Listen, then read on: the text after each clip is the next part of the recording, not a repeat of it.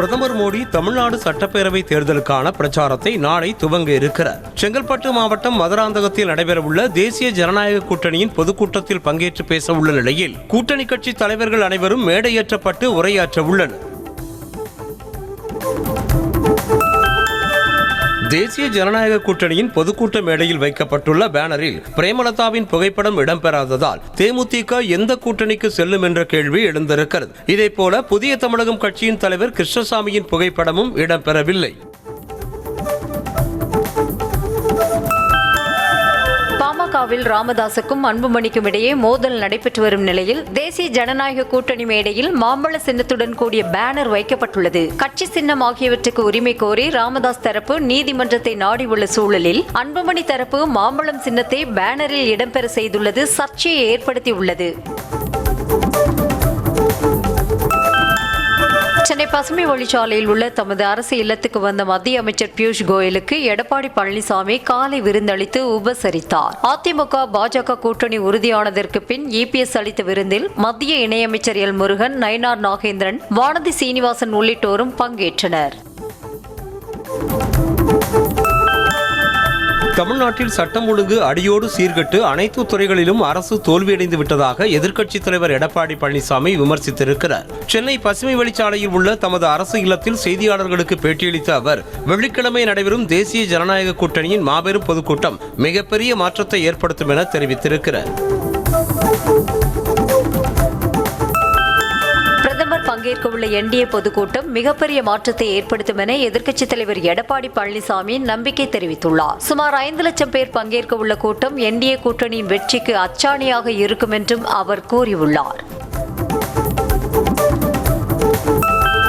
தமிழ்நாட்டின் வளர்ச்சிக்கு எதிரான திமுக குடும்ப ஆட்சியை மக்கள் தூக்கி எறிவார்கள் என மத்திய அமைச்சர் பியூஷ் கோயல் உறுதியாக தெரிவித்துள்ளார். இபிஎஸ் வீட்டில் செய்தியாளர்களிடம் பேசிய அவர், நடைபெறவுள்ள சட்டமன்ற தேர்தலில் இபிஎஸ் தலைமையிலான அதிமுக கூட்டணி மிகப்பெரிய வெற்றி பெறும் என நம்பிக்கை தெரிவித்தார்.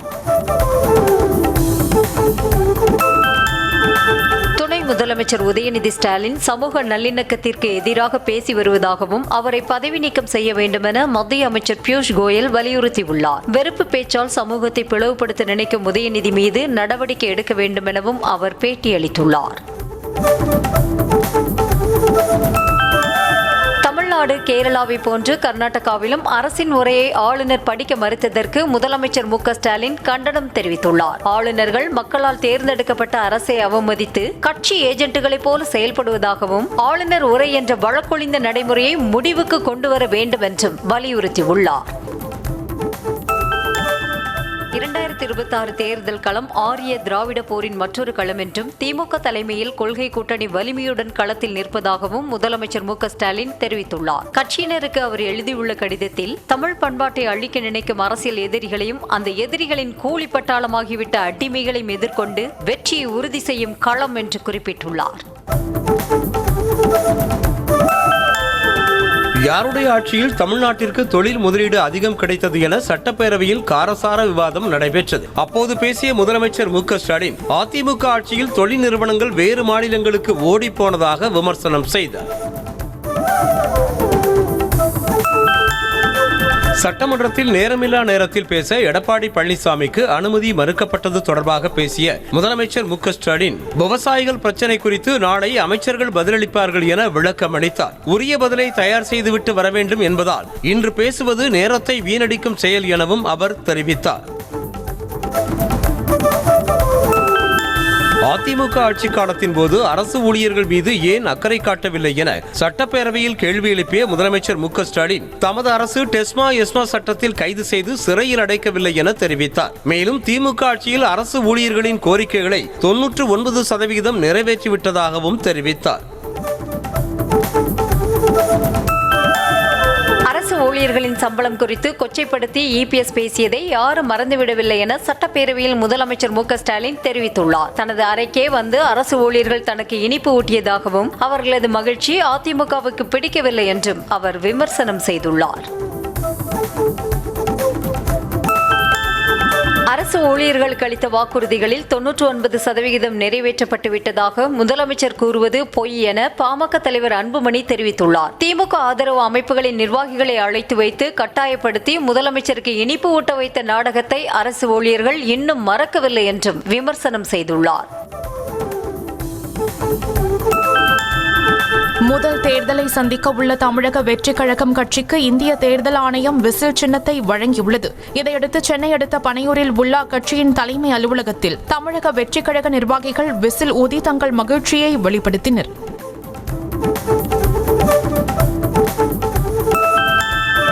வெற்றி கழகத்திற்கு விசில் சின்னம் ஒதுக்கப்பட்டுள்ளதற்கு வரவேற்பு தெரிவித்துள்ள கட்சியின் தலைவர் விஜய் வெற்றி அத்தியாயம் தொடங்கிவிட்டதாக தெரிவித்துள்ளார். தேர்தல் ஆணையத்திற்கு நன்றி தெரிவித்துள்ள அவர் ஊழலை ஒழிக்கும் சின்னம் நாட்டை காப்பவர்களின் சின்னம் என அவர் பதிவிட்டுள்ளார்.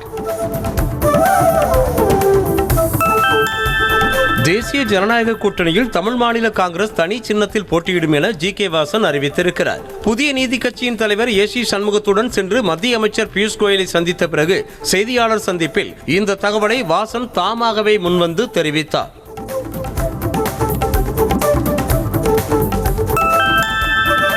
பல்கலைக்கழகத்தின் 167வது பட்டமளிப்பு விழாவை உயர்கல்வித்துறை அமைச்சர் கோவிச்செழியன் புறக்கணித்தார். தமிழக ஆளுநர் R.N. ரவியின் செயல்பாடுகள் தொடர்ந்து தமிழ்நாட்டிற்கும் தமிழக மக்களுக்கும் எதிராக இருப்பதால் அவர் கலந்து கொள்ளும் நிகழ்ச்சியை புறக்கணித்ததாக அமைச்சர் கோவிச்செழியன் தரப்பில் விளக்கமளிக்கப்பட்டுள்ளது.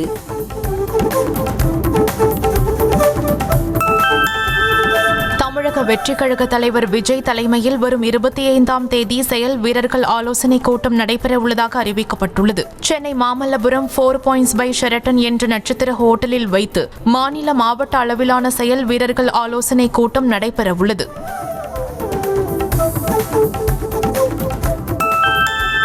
சம வேலைக்கு சம ஊதியம் என்ற கோரிக்கையை முன்வைத்து 28வது நாளாக போராட்டத்தில் ஈடுபட்ட இடைநிலை பதிவு மூப்பு ஆசிரியர்கள் இயக்கத்தை சேர்ந்த ஆசிரியர்களை போலீசார் கைது செய்தனர். சென்னை எழும்பூரில் திமுக தேர்தல் வாக்குறுதி எண் 311 நிறைவேற்ற வலியுறுத்தி ஆசிரியர்கள் போராட்டத்தில் ஈடுபட்டனர்.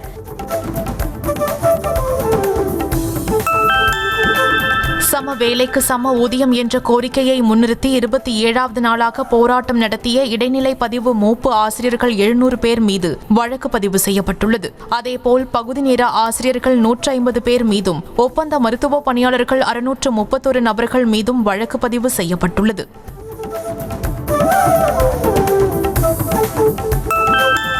சென்னை மெரினா கடற்கரை உழைப்பாளர் சிலை அருகே 2வது நாளாக போராட்டத்தில் ஈடுபட முயன்ற மாற்றுத்திறனாளி மாணவர்களுக்கான சிறப்பு பயிற்றுநர்களை போலீசார் குண்டுகட்டாக கைது செய்தனர். பணி நீக்கம் செய்யும் உத்தரவை திரும்ப பெற வேண்டும் உள்ளிட்ட கோரிக்கைகளை வலியுறுத்தி 2வது நாளாக போராட்டத்தில் ஈடுபட்டனர்.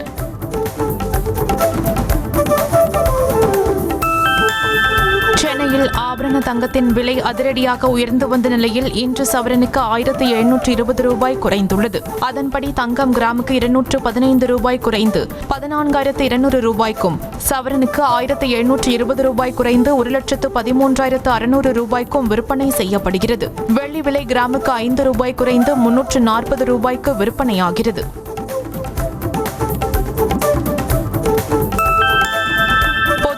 பேரணியின் போது கூட்ட நெரிசலால் ஏற்படும் உயிரிழப்பை தடுக்க வழிகாட்டு நெறிமுறைகளை வகுக்க கோரிய வழக்கில் பொதுவான வழிகாட்டு நெறிமுறைகளை வகுக்க இயலாது என உச்சநீதிமன்றம் தெரிவித்துள்ளது. தலைமை நீதிபதி சூரியகாந்த் அமர்வில் விசாரணைக்கு வந்த மனுவில் மனுதாரர் தரப்பு கரூர் சம்பவத்தை சுட்டிக்காட்டிய போது கரூர் கூட்ட நெரிசல் உயிரிழப்பு சம்பவம் துன்பகரமானது என்றார்.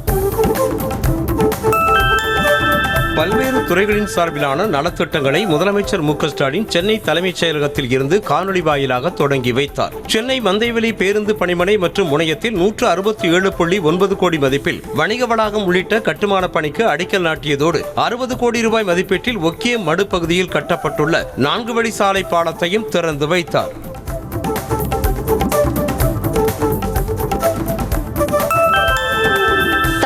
ஓடும் பேருந்துகள் தமிழ்நாடு அரசு பேருந்துகள் தான் என அமைச்சர் சிவசங்கர் விளக்கமளித்திருக்கிறார். தமிழ்நாடு சட்டப்பேரவையில் எம்எல்ஏ வேல்முருகன் எழுப்பிய கேள்விக்கு பதிலளித்த அவர், பேருந்து சேவை சரியாக வழங்கப்படுகிறதா என்றுதான் பார்க்க வேண்டும் என்றும் அதில் ஏதாவது குறை இருந்தால் சுட்டிக்காட்டலாம் என்று கூறினார்.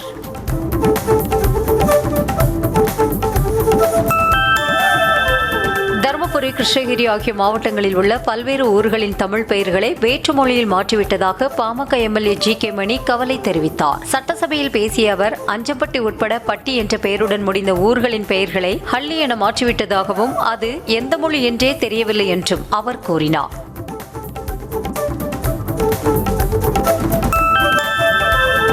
ஊத்துக்கோட்டை பகுதியில் திடக்கழிவு மேலாண்மை திட்டத்தை செயல்படுத்த நடவடிக்கை எடுத்து வருவதாக அமைச்சர் கே.என். நேரு தெரிவித்துள்ளார். தமிழக சட்டசபையில் இதை தெரிவித்த அவர் திடக்கழிவுகளை காய வைத்து உரமாக்கி அவற்றை விவசாய நிலத்திற்கு பயன்படுத்தும் வகையில் திட்டம் மேற்கொள்ளப்படும் என்றார்.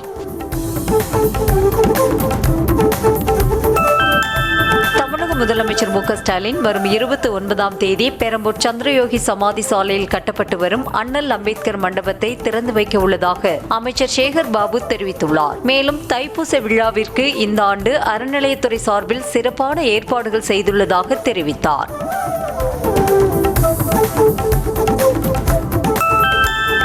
தமிழ்நாட்டின் ஆளுநர் RSS மாடல் ஆளுநர் என்றும் அவரது மாளிகை லோக் பவன் கிடையாது, அது லோக்கல் பவன் என்று திமுக எம்எல்ஏ பரந்தாமன் கடுமையாக சாடினார். சட்டப்பேரவையில் ஆளுநர் உரை மீதான விவாதத்தின் போது பேசிய அவர் திராவிட மாடல் அரசின் 4 ஆண்டு சாதனைகளை படிக்க மறுத்து ஆளுநர் வெட்கப்பட்டு வெளியேறியதாக கூறினார்.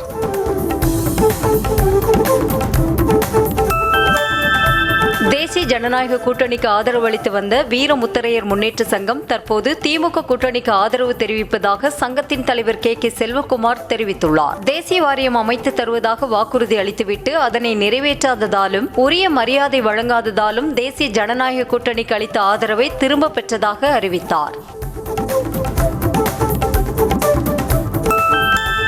ஊதிய நிலுவை, பதவி உயர்வு உள்ளிட்ட கோரிக்கைகளை வலியுறுத்தி சிதம்பரம் அண்ணாமலை பல்கலைக்கழக பணியாளர்கள் உண்ணாவிரதத்தில் ஈடுபட்டனர். கோரிக்கைகளை நிறைவேற்றாவிட்டால் வரும் 27ஆம் தேதி முதல் காலவரையற்ற வேலைநிறுத்தத்தில் ஈடுபடப் போவதாகவும் அறிவித்துள்ளனர்.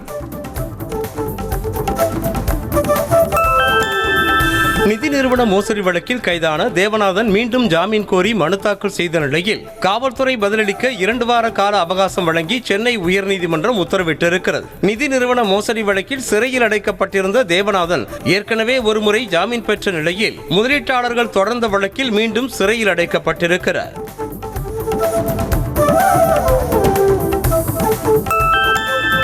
கிருஷ்ணகிரி மாவட்டம் போச்சம்பள்ளி அருகே மணல் கொள்ளையை தடுக்க சென்ற வட்டாட்சியர் மற்றும் துணை வட்டாட்சியர் மீது JCB ஏற்றி கொல்ல முயன்றதாக கைது செய்யப்பட்ட 2 குண்டர் தடுப்பு சட்டத்தில் சிறையில் அடைக்கப்பட்டனர். ஆனந்தூர் ஏரியில் சட்டவிரோத மணல் கடத்தல் கும்பலை சேர்ந்த சுரேஷ், தங்கபாலு ஆகியோர் வட்டாட்சியர் ராஜலட்சுமியை கொலை செய்ய முயன்றனர். நாமக்கல் மாவட்டம் பிள்ளாநல்லூர் ஏரியில் இருந்து நெடுஞ்சாலைத்துறைக்கு என கூறி போலியான பெர்மிட் மூலம் மண் கடத்தல் நடப்பதாக குற்றச்சாட்டு எழுந்துள்ள நிலையில் மண் கடத்த பயன்படுத்தப்பட்ட டிப்பர் லாரிகளை போலீசார் பறிமுதல் செய்தனர். ஓமலூர் சங்ககிரி தேசிய நெடுஞ்சாலை பணிக்கு என ஒப்பந்ததாரர் கார்த்திக் என்பவர் மண்ணை கொள்ளையடித்து வருவதாக சொல்லப்படுகிறது.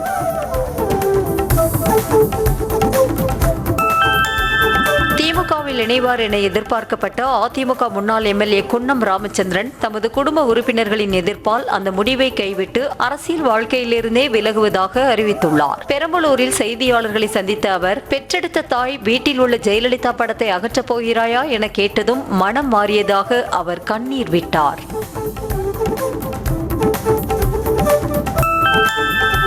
புதுச்சேரி முத்தியால்பேட்டை அருகே படகில் மீன்பிடிக்க சென்றபோது நடுக்கடலில் தவறி விழுந்து மாயமான மீனவரை கடலோர காவல் படையினர் தேடி வருகின்றனர். சோலை நகரை சேர்ந்த விவேக், பொம்மையார் பாளையத்தை சேர்ந்த கரிகாலன் ஆகியோர் படகில் சென்று மீன்பிடித்துக் கொண்டிருந்த போது படகில் இருந்த 2 தவறி விழுந்ததாக தெரிகிறது. இதில் விவேக் காப்பாற்றப்பட்டார்.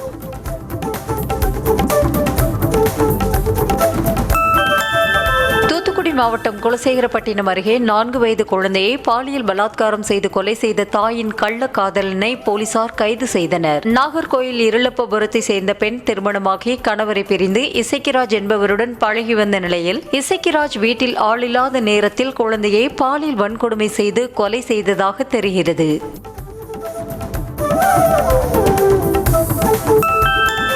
சென்னை தாம்பரத்தில் கல்லூரி மாணவிக்கு பேருந்தில் வைத்து பாலியல் தொல்லை கொடுத்த நபரை போலீசார் போக்சோ சட்டத்தில் கைது செய்து சிறையில் அடைத்தனர். கோவிலம்பாக்கம் பகுதியைச் சேர்ந்த 17 வயதான கல்லூரி மாணவி வண்டலூர் அருகே உள்ள கல்லூரிக்கு செல்வதற்காக மாநகர பேருந்தில் பயணித்த போது ஜாஃபர்கான் பேட்டையைச் சேர்ந்த கீர்த்திவாசன் என்பவன் பாலியல் தொல்லை அளித்தான்.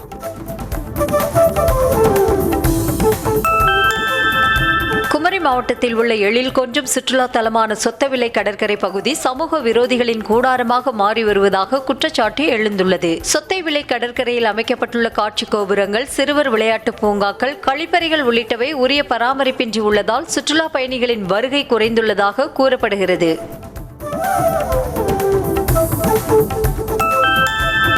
சென்னை அடுத்த குன்றத்தூர் அருகே வீட்டின் அறைக்குள் சிக்கிக்கொண்ட 2 வயது சிறுவனை தீயணைப்பு வீரர்கள் பத்திரமாக மீட்டனர். பழந்தண்டலம் பகுதியை சேர்ந்த ஸ்ரீநாத் என்பவரது 2 வயது மகன் திடீரென கதவை உள்பக்கமாக தாளிட்டுக் கொண்டு வெளியே வர முடியாமல் சிக்கி கதறி அழுதான்.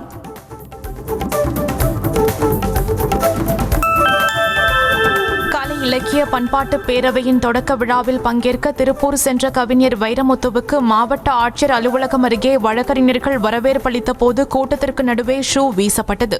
மாவட்ட ஆட்சியரகம் அருகே தர்ணாவில் ஈடுபட்ட மனநலம் பாதிக்கப்பட்ட பெண் தன்னை போலீசார் அப்புறப்படுத்தியதால் ஷூவை எடுத்து கூட்டத்தின் மீது வீசியது கண்டுபிடிக்கப்பட்டது.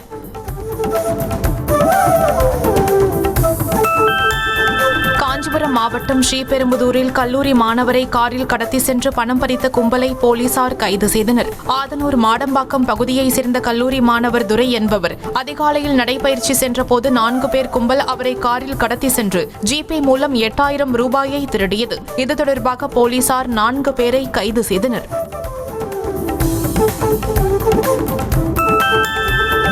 மதுரை நாராயணபுரம் பகுதியை சேர்ந்து 22 வயதான நிதிஷ்குமார் என்ற இளைஞர் விபத்தில் சிக்கி மூளைச்சாவு அடைந்த நிலையில் அவரது இதயம், கண், கல்லீரல், சிறுநீரகங்கள் உள்ளிட்ட உறுப்புகளை அவரது குடும்பத்தினர் தானமாக வழங்கினர். இதனால் உடல்நலம் பாதிக்கப்பட்ட 7 பேர் பயனடைந்த நிலையில் கோட்டாட்சியர் மற்றும் மருத்துவர்கள் அரசு மரியாதையுடன் இளைஞரின் உடலுக்கு அஞ்சலி செலுத்தினர்.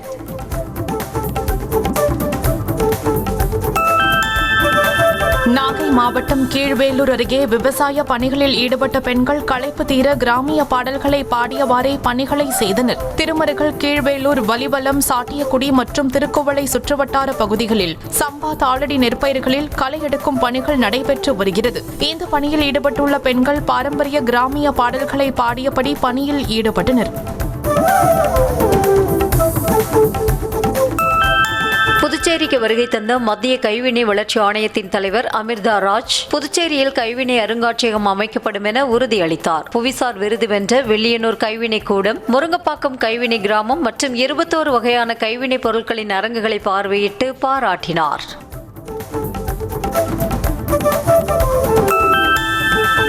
காஞ்சிபுரம் மாவட்டம் வல்லக்கோட்டையில் சட்டவிரோதமாக கொட்டப்பட்டிருந்த தொழிற்சாலை கழிவுகளில் திடீரென தீப்பிடித்ததால் அப்பகுதி மக்கள் அச்சமடைந்தனர். தகவல் அறிந்து சென்ற ஒரகடம் தீயணைப்பு துறையினர் போராடி தீயை கட்டுக்குள் கொண்டு வந்தனர். இதுகுறித்து உரிய நடவடிக்கை எடுக்க பொதுமக்கள் வலியுறுத்தினர்.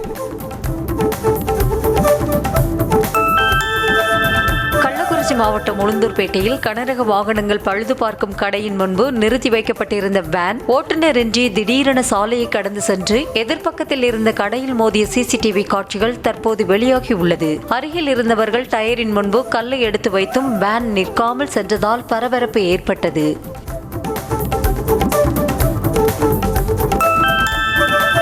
கொடைக்கானல் நட்சத்திர ஏரியில் கழிவுநீர் கலந்து வரும் நிலையில் அதிகாரிகள் நடவடிக்கை எடுக்காமல் அலட்சியம் காட்டுவதாக புகார் எழுந்திருக்கிறது. ஏரிச்சாலையில் உள்ள தங்கும் விடுதிகளில் இருந்து வெளியேறும் கழிவுநீர் சுத்திகரிப்பு ஆலைக்கு செல்லும் நிலையில் அந்த குழாய்களில் ஏற்பட்ட அடைப்பை சரி செய்வதற்காக சாலையின் நடுவே தோண்டப்பட்ட பள்ளம் சரிவர மூடப்படாததால் அதில் இருந்து துர்நாற்றத்துடன் கழிவுநீர் வெளியாகி வருகிறது. சிவகங்கை மாவட்டம் தாயமங்கலம் முத்துமாரியம்மன் கோயிலுக்கு சென்று திரும்பிய வழியில் ஆட்டோ கவிழ்ந்து விபத்துக்குள்ளானதில் அதில் பயணம் செய்த பெண் காயமடைந்தார். மதுரையைச் சேர்ந்த ஆட்டோ ஓட்டுநர் குமார் புதிதாக திருமணமான நிலையில் மனைவி மற்றும் அவரது தங்கையுடன் தாயமங்கலம் கோவிலுக்கு சென்றுவிட்டு வீடு திரும்பிய போது பில்லத்தி என்ற இடத்தில் ஆட்டோ கவிழ்ந்தது.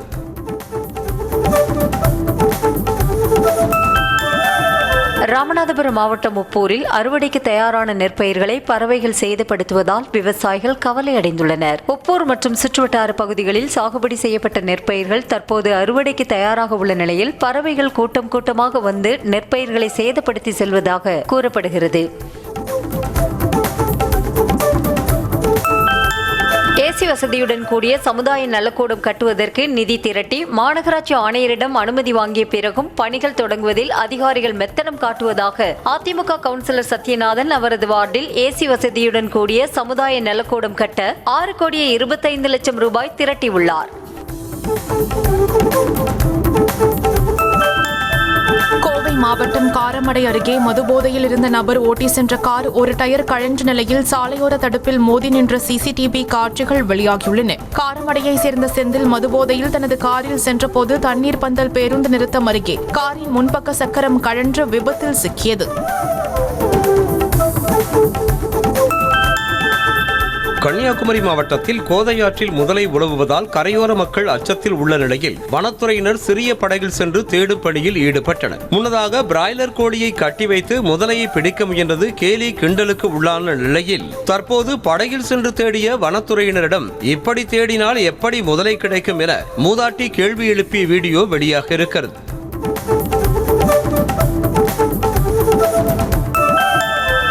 திருவண்ணாமலை மாவட்ட ஆட்சியர் பெருந்திடல் நுழைவாயில் அருகில் உள்ள கழிப்பறை பயன்படுத்த முடியாத அளவிற்கு சுகாதாரமற்ற முறையில் இருப்பதாக பொதுமக்கள் குற்றம் சாட்டியுள்ளனர். இதனால் நோய் தொற்று ஏற்படும் நிலை உள்ளதாக புகார் தெரிவித்த மக்கள் கழிப்பறையை முறையாக பராமரிக்க வேண்டும் என கோரிக்கை விடுத்தனர்.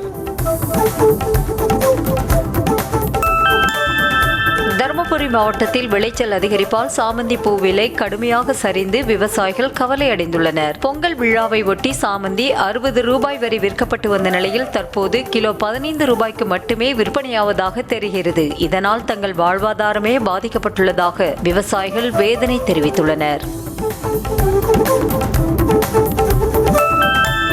ஈரோடு மாவட்டம் தாளவாடி அருகே ஆசனூர் கேர்மானம் சாலையில் உலா வந்த சிறுத்தையால் வாகன ஓட்டிகள் அச்சமடைந்தனர். வாகன ஓட்டிகளை கண்டதும் சிறுத்தை அடர் வனப்பகுதிக்குள் சென்று மறைந்த நிலையில் அந்த வழியாக காரில் சென்றவர்கள் எடுத்த சிறுத்தையின் வீடியோ வெளியாக இருக்கிறது.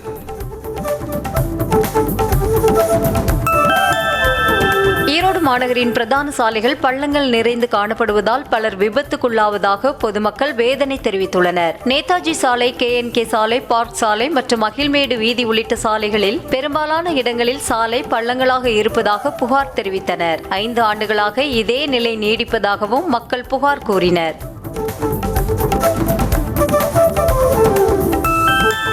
தஞ்சை மாவட்டம் திருப்பனந்தாள் அருகே உள்ள சிற்றடை நல்லூரில் கடந்த 10 நாட்களுக்கும் மேலாக முறையாக குடிநீர் விநியோகம் செய்யாததை கண்டித்து பாதிக்கப்பட்ட பொதுமக்கள் காலி குடங்களுடன் சாலை மறியல் போராட்டத்தில் ஈடுபட்டனர். அப்போது குடிநீர் தொட்டியை முறையாக பராமரிக்க வேண்டும் என கோரிக்கை விடுத்தனர். தொடர்ந்து போலீசார் நடத்திய பேச்சுவார்த்தையை அடுத்து அவர்கள் கலைந்து சென்றனர்.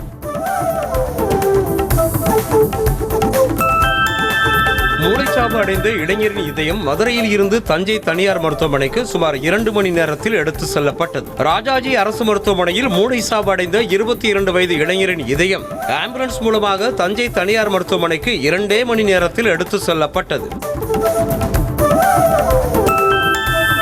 திருவாரூர் மாவட்டம் கமலாபுரம் அருகே கடை வாசலில் நிறுத்தியிருந்த டிராக்டரை மர்ம நபர் திருடி சென்ற சிசிடிவி காட்சிகள் வெளியாகியுள்ளது. கமலாபுரத்தில் கட்டுமான பொருட்கள் விற்பனை செய்யும் கடை நடத்தி வரும் முருகானந்தம் தனது டிராக்டரை கடை வாசலில் நிறுத்திவிட்டு காலையில் வந்து பார்த்தபோது டிராக்டர் காணாமல் போனதாக கூறப்படுகிறது.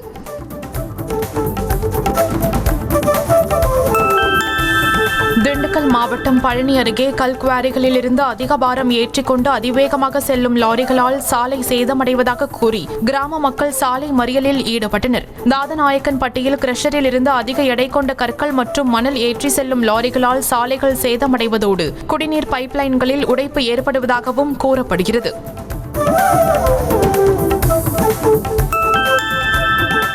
திருவள்ளூர் அருகே இருசக்கர வாகனம் மீது எதிரே வந்த ஈச்சர் லாரி மோதியதில் பணி முடிந்து வீட்டிற்கு சென்ற அரசு பேருந்து ஓட்டுநர் சம்பவ இடத்திலேயே உயிரிழந்தார். அரசு பேருந்து ஓட்டுநர் தேவராஜ் பணி முடிந்து ஊத்துக்கோட்டை பேருந்து பணிமனையில் இருந்து இருசக்கர வாகனத்தில் வீட்டிற்கு சென்றபோது எதிரே சிமெண்ட் ஏற்றி வந்த ஈச்சர் லாரி மோதி பரிதாபமாக உயிரிழந்தார். வருகிற 2026 சட்டமன்ற தேர்தலை முன்னிட்டு EVM VVPAT இயந்திரத்தில் வாக்குகள் எவ்வாறு செலுத்துவது, வாக்குகள் பதிவாகி இருப்பதை எவ்வாறு உறுதி செய்வது என்பது குறித்த செயல்முறை விளக்கத்தை மாவட்ட ஆட்சியர் சந்திரகலா தொடங்கி வைத்தார். ராணிப்பேட்டை மாவட்ட ஆட்சியர் அலுவலகத்தில் நடைபெற்ற இந்த நிகழ்ச்சியை பார்வையிட்டு அவர் ஆய்வு செய்தார். சிவகங்கை மாவட்டம் மானாமதுரையில் ஆனந்தவள்ளி சோமநாதர் கோயிலில் பழைய தேர் இருந்த இடத்திலிருந்து தேரானது வேறு இடத்திற்கு மாற்றம் செய்யப்பட்டுள்ளது. புதிய தேர் செய்யும் பணிகள் தற்போது முடிவடையும் நிலையில் உள்ளதால் அதனை நிறுத்துவதற்காக பழைய தேர் இடமாற்றம் செய்யப்பட்டது.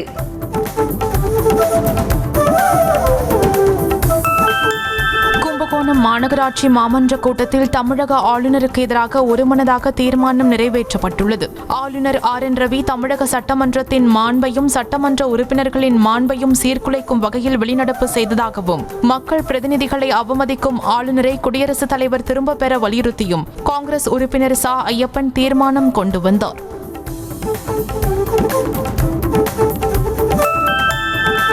திருப்பத்தூர் மாவட்டம் பெரியகரம் கிராமத்தில் உள்ள ஊராட்சி ஒன்றிய ஆரம்ப பள்ளியில் 10 நாட்களாக குடிநீர் வராமல் மாணவ மாணவிகள் கடும் சிரமத்திற்கு ஆளாகி வருகின்றனர். கடந்த 10 நாட்களுக்கு முன்பு சாலை அமைக்க பள்ளம் தோண்டிய போது எதிர்பாராத விதமாக பைப் லைன் உடைந்ததால் பள்ளியில் தண்ணீர் வராமல் கழிவறையும் பூட்டப்பட்டது.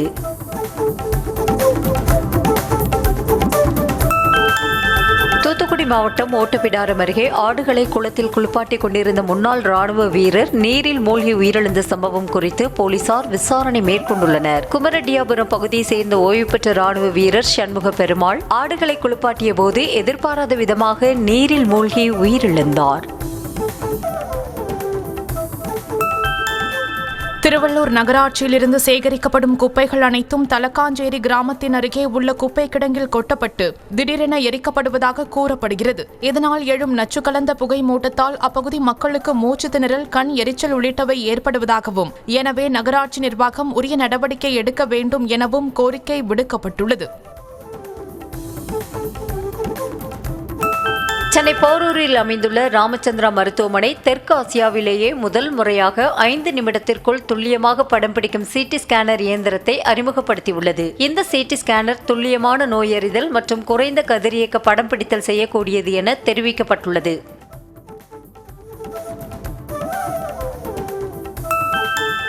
இந்தியாவுக்கு சுற்றுலா வந்த கொரிய பெண்ணிடம் உடைமைகளை சோதனை செய்வது போல நடித்து பாலியல் அத்துமீறலில் ஈடுபட்ட பெங்களூரு விமான நிலைய ஊழியரை போலீசார் கைது செய்தனர். பாதிக்கப்பட்ட அந்த பெண் உடனடியாக விமான நிலைய பாதுகாப்பு அதிகாரிகளிடம் புகார் அளித்த நிலையில் அவருக்கு பாலியல் தொல்லை கொடுத்த விமான நிலைய ஊழியர் அபான் அகமதை போலீசில் ஒப்படைத்தனர். ஜம்மு காஷ்மீரின் தோடா மாவட்டம் படேர்வா சாம்பா சாலையில் சென்று கொண்டிருந்த ராணுவ வாகனம் திடீரென 200 அடி பள்ளத்தாக்கில் கவிழ்ந்து விபத்துக்குள்ளானதில் 10 வீரர்கள் உயிரிழந்தனர். மொத்தம் 17 வீரர்கள் வாகனத்தில் பயணித்த நிலையில் காயமடைந்த 7 பேர் மருத்துவமனையில் சிகிச்சைக்கு அனுமதிக்கப்பட்டனர். இந்தியாவில் மன்னரை போல எல்லாவற்றையும் தீர்மானிக்கவும் நவீன இந்தியாவின் கட்டமைப்பை உடைக்கவும் பாஜக விரும்புவதாக மக்களவை எதிர்க்கட்சித் தலைவர் ராகுல் காந்தி குற்றம் சாட்டியுள்ளார். மகாத்மா காந்தி தேசிய ஊரக வேலை உறுதியளிப்பு சட்டத்தின் அடிப்படை கருத்தையே பாஜக முடிவுக்கு கொண்டுவர விரும்புவதாக தெரிவித்தார். கர்நாடக அரசுடன் மோதல் போக்கை கடைபிடித்து வரும் கவர்னர் தாவர்சந்த் கெலாட் ராம்ஜி சட்டத்தை காரணம் காட்டி சட்டப்பேரவையில் உரையை படிக்க மறுத்து அவையில் இருந்து வெளியேறினார். அப்போது காங்கிரஸ் MLAக்கள் ஆளுநரை முற்றுகையிட்டு முழக்கமிட்டனர்.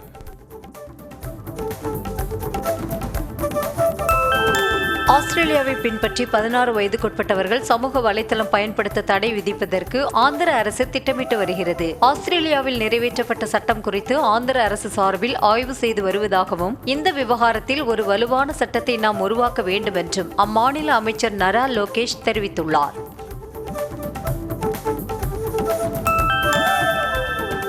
சபரிமலை தங்க கடத்தல் விவகாரம் தொடர்பாக தேவசம் போர்டு அமைச்சர் VN வாசவன் பதவி விலக கோரி கேரளாவின் ஐக்கிய ஜனநாயக முன்னணி உறுப்பினர்கள் பதாகைகள் மற்றும் கோஷங்களோடு கேரள சட்டமன்றத்தில் மையப்பகுதிக்குள் நுழைந்தனர். இந்த கடுமையான போராட்டத்தை தொடர்ந்து கேரள சட்டமன்ற கூட்டம் இன்று ஒத்திவைக்கப்பட்டது. ஏர் இந்தியா நிறுவனம் இதுவரை இல்லாத வகையில் 2025-26 ஆண்டறிக்கையில் 15,000 கோடி நஷ்டத்தை அறிவிக்க உள்ளதாக தகவல் வெளியாகியுள்ளது. அகமதாபாத் விமான விபத்து, இந்தியா பாகிஸ்தான், இஸ்ரேல் ஈரான் மோதல் காரணமாக வான்வழி மூடல் உள்ளிட்டவற்றை நஷ்டத்துக்கான காரணங்களாக அந்த நிறுவனம் மேற்கோள் காட்ட இருப்பதாக கூறப்படுகிறது. வாரத்தில் 5 நாட்கள் மட்டுமே வேலை என்ற கோரிக்கையை வலியுறுத்தி நாடு முழுவதும் வரும் 27ஆம் தேதி முதல் வங்கி ஊழியர்கள் போராட்டத்தில் ஈடுபட உள்ளதாக தகவல் வெளியாகியுள்ளது. இந்த கோரிக்கை அமல்படுத்தப்பட்டால் வேலை நாட்களான 5 நாட்களிலும் கூடுதலாக 40 நிமிடங்கள் பணியாற்ற தயாராக இருப்பதாக தெரிவித்துள்ளனர். சத்தீஸ்கரின் பலோடா பசார் படப்பாரா மாவட்டத்தில் உள்ள எஃகு ஆலையில் நிலக்கரி உலை வெடித்ததில் 6 தொழிலாளர்கள் உயிரிழந்தனர். மேலும் 4 பேர் பலத்த காயமடைந்தனர். ஆலை கட்டடத்தின் ஒரு பகுதி சேதமடைந்துள்ள நிலையில் மீட்புப் பணிகள் தொடர்ந்து நடைபெற்று வருகிறது. ஆந்திராவில் சொகுசு பேருந்தின் டயர் வெடித்து கண்டெய்னர் லாரி மீது மோதி தீப்பிடித்து எரிந்ததில் 3 பேர் உடல் கருகி உயிரிழந்தனர். நெல்லூரில் இருந்து பயணிகளை ஏற்றிக்கொண்டு ஐதராபாத் நோக்கி சென்ற சொகுசு பேருந்து நந்தியால் மாவட்டம் ஸ்ரீவெல்லா அருகே அதிகாலை சென்று கொண்டிருந்த போது நடந்த இந்த விபத்தில் கண்ணிமைக்கும் நேரத்தில் தீ வேகமாக பரவி கொழுந்து விட்டு எரிந்தது. உத்தரப்பிரதேசத்தின் மொராதாபாத்தில் மதம் கடந்து காதலித்த இருவர் ஆணவ கொலை செய்யப்பட்டனர். உம்ரி சப்ஜிபூர் கிராமத்தைச் சேர்ந்த காஜல் ஷைனி மற்றும் முகமது அர்மான் ஆகியோரை கொடூரமாக தாக்கி கொலை செய்த பெண்ணின் சகோதரர்கள் இருவரது உடல்களையும் புதைத்து வெறி செயலில் ஈடுபட்டனர். இருவரையும் கைது செய்து போலீசார் விசாரணை மேற்கொண்டு வருகின்றனர். ஆஸ்திரேலியாவின் நியூ சவுத் வேல்ஸ் மாகாணத்தில் உள்ள லேக் கார்ஜெலிகோ நகரில் மர்ம நபர் ஒருவர் நடத்திய துப்பாக்கிச் சூட்டில் 2 பெண்கள் உள்ளிட்ட 3 பேர் பரிதாபமாக உயிரிழந்தனர். ஒருவர் படுகாயமடைந்தார். இதையடுத்து அப்பகுதி பொதுமக்களை வெளியே வர வேண்டாம் என அறிவுறுத்திய போலீசார் தொடர்ந்து தப்பி ஓடிய மர்ம நபரை தேடி வருகின்றனர். சிலி நாட்டின் தெற்கு பகுதிகளில் பரவி வரும் காட்டுத்தீயில் 20 பேர் உயிரிழந்த நிலையில் ஆயிரக்கணக்கானோர் வீடுகளை விட்டு வெளியேற்றப்பட்டனர். மரங்கள் மற்றும் கட்டடங்களில் பற்றி எரியும் தீயை அணைக்கும் பணியில் தீயணைப்பு வீரர்கள் மும்முரமாக ஈடுபட்டுள்ளனர். இருப்பினும் பலத்த காற்றால் தீயை அணைப்பது பெரும் சவாலாக உள்ளதாக வீரர்கள் தெரிவித்தனர்.